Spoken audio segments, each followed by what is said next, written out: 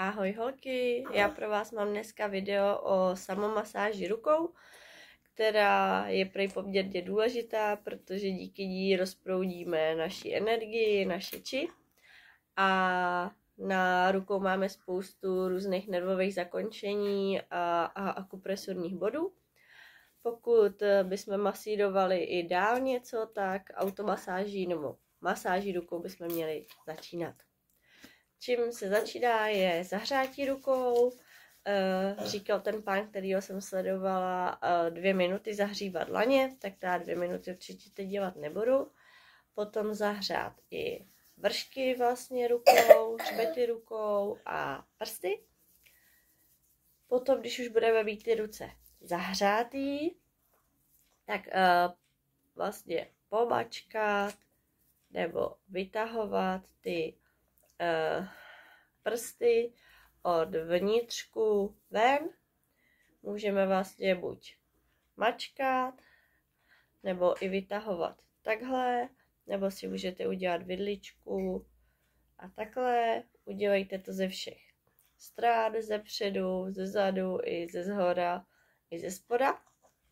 Proč ty prsty? Tak vlastně na palci je dráha plic, na ukazováku je dráha střeva, prostředníček je dráha osrdečníku, prsteníček je dráha ohřívače a malíček kopíruje dráhu tenkého střeva a srdce.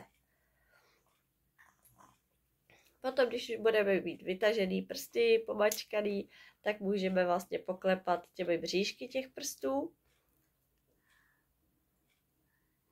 Potom můžeme vlastně uvolňovat, tak jako vlastně se jeli tady ty dráhy, tak ještě tady je pro uvolnění hrudníku.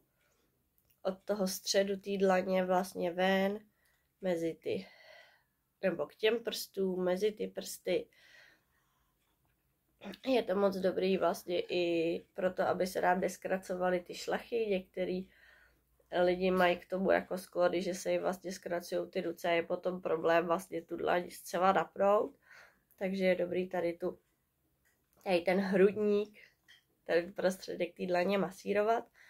A nevím, jestli znáte i babskou radu vlastně masírovat ruce a hrudník buď sádlem nebo nějakýma mastma proti kašli, když člověk má kašlík. Musím říct, že u dětí jsem to vlastně ještě neskoušela, ale že to je dobrý podnět na toto vyzkoušet, protože tímhle se prostě uvolňuje hrudník, tady ten vnitřek té dlaně. Potom je důležitý bod na ruce, tady ta měkká kůže mezi palcem a ukazováčkem.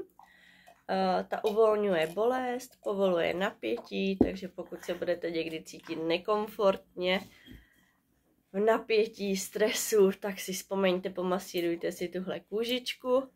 Navíc tady tenhle bod posiluje imunitu, takže bychom to měli dělat asi často, všichni, i dětičkám.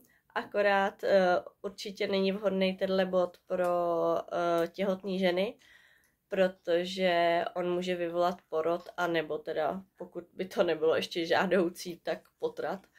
Takže ne pro těhotný, ale jinak vlastně tady ta kůže je velmi důležitá, tady ten bod.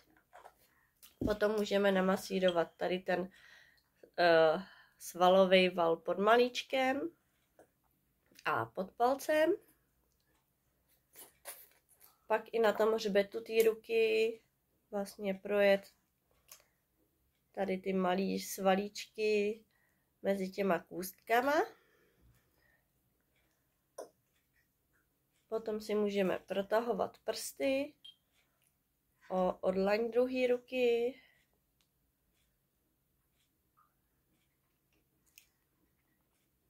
A potom je potřeba taky protáhnout ty ruce jako takový, kdy vlastně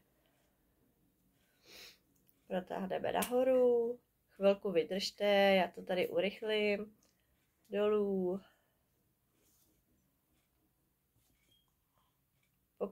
Úplně nejlepší je teda, když máte tu ruku vlastně nataženou.